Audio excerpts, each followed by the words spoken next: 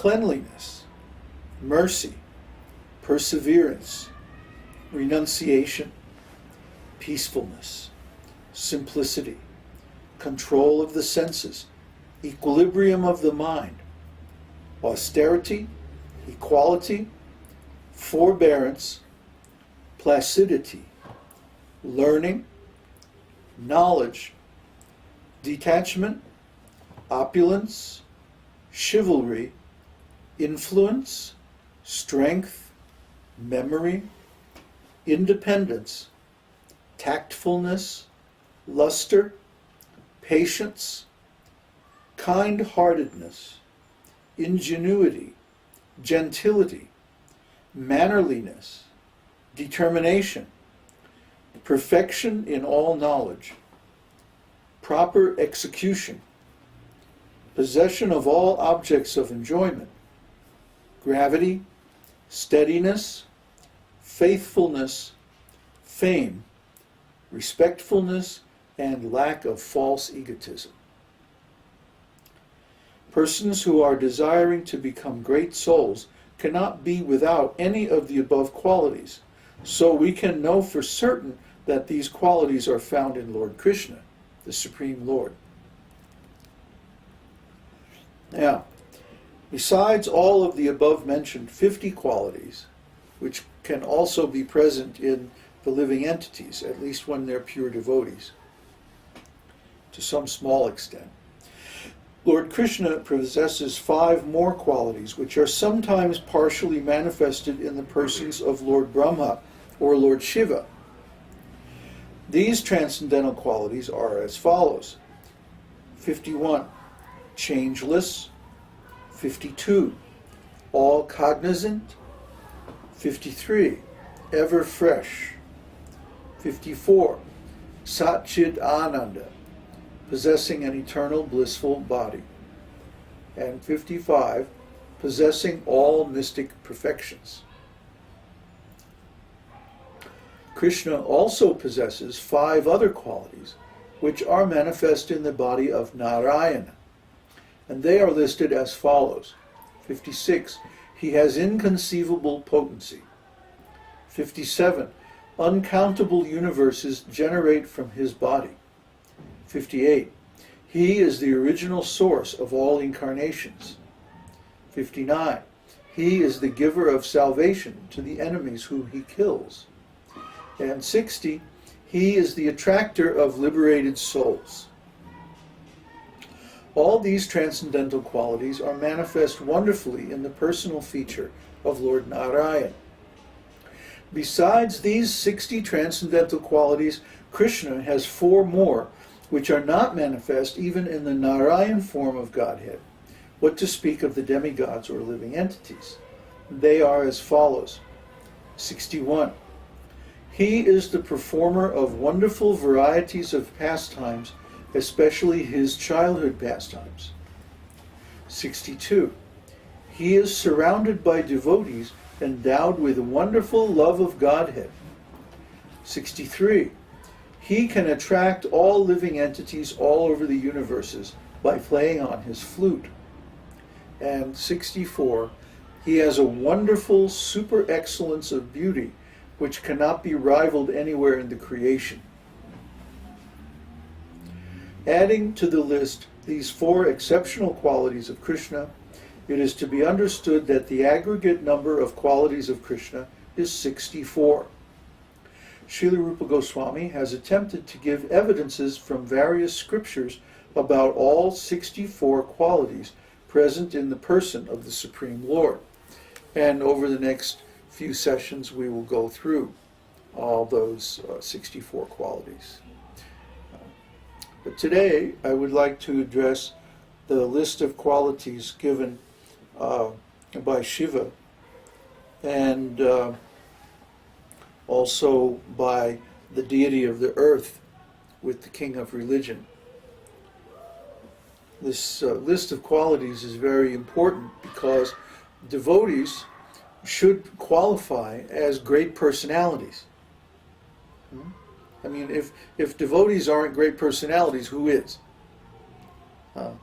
We can understand, there's even a shloka in Śrīmad-Bhāgavatam that unless a person is a devotee of the Lord,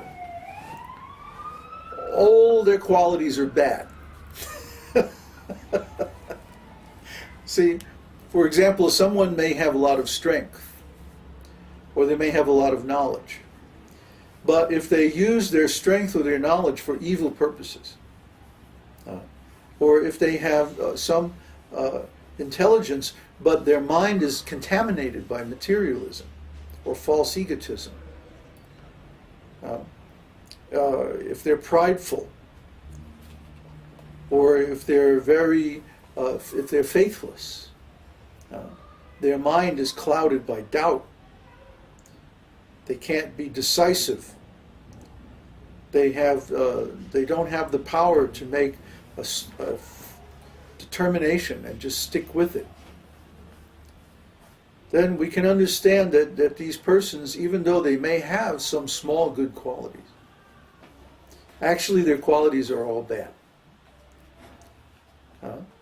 Just like if I have, let's say I have some money, I come into some money, that's a good quality, apparently.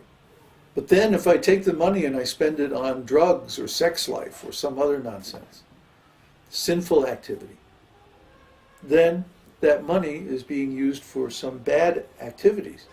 So the good quality becomes a bad quality, you see, because of my contamination, because of my misunderstanding. Similarly, even if someone has a bad quality, like if someone is angry, let's say, or they like to control other people or something like that. But if they use that quality in Krishna's devotional service, then it becomes a good quality.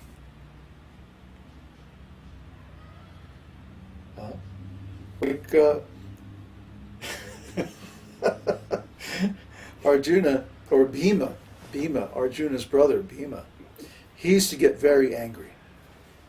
I mean, he had a temper. I mean, you talk about Irish temper. There's nothing. Bhima is described as hissing like a snake with anger. Just really, and he was so strong. But he used this anger, first of all, only under the direction of his elder brother Yudhishthira. Yudhishthira was like the personification of Dharma. He was such a great soul. So even though Bhima was so strong, so powerful, he didn't engage his anger independently, but only under the direction of his elder brother, who was in a superior position. So because he was submissive, he was able to control this anger, this quality, and engage it only according to Dharma, or in order to please Lord Kṛṣṇa. And because of this, he became known as the strongest of the strong. Kṛṣṇa even talks about him in Bhagavad Gita. He says, "I am the strength of the strong, devoid of passion." See, he's talking about Bhima. But Bhima, he was so angry at Duryodhana. He was looking at him, and his eyes turned completely red. They're described, they were like copper. His eyes were he was like ready to burn Duryodhana to the ground for trying to disrobe Draupadi in the assembly of the Kurus. I mean, so this normally would be considered a bad quality. But because he engaged this quality in fighting under the direction of Yudhishthira, who was a pure devotee of Kṛṣṇa, therefore this quality became a good quality. And now he's known, his fame is immortal, because he's described in Mahabharata as such a great hero. So all the good qualities in a person who is not a devotee become bad qualities because they're used for some bad purpose. Some materialistic purpose in the mode of ignorance. And all the bad qualities in a pure devotee become good qualities because they're used in the service of Kṛṣṇa. That's the only way we get away with it, actually. You know, somebody was saying today on the website that he thought it was really cool that I went through the whole blues progression the other day. What was I talking about? I forget. Oh, I was talking about trying to teach some subject that doesn't have like a linear structure. Like if I was teaching jazz improvisation and I was trying to teach somebody how to play the blues, all I could do is give a basic set of instructions, and then it's up to them to figure it out. You know, it's just like if I say, okay, I'm going to teach you to think for yourself.